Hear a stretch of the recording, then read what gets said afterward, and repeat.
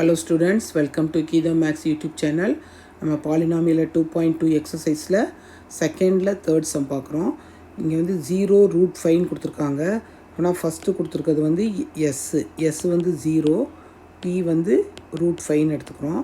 அப்புறம் let the polynomial எப்படி இருக்கணும், பி ஆஃப் எக்ஸ் எப்படி இருக்கணும், K into X squared minus S X plus P இப்படி தான் இருக்கணும்.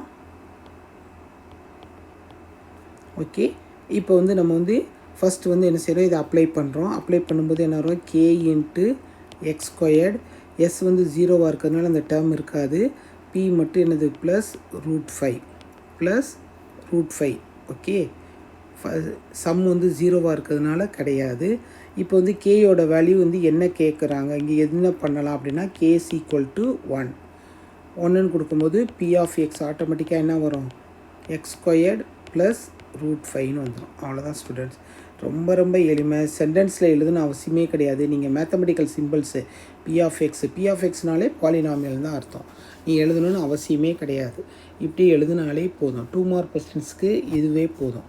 தேங்க்யூ ஸ்டூடெண்ட்ஸ், நெக்ஸ்ட் சம்மில் பார்ப்போம்.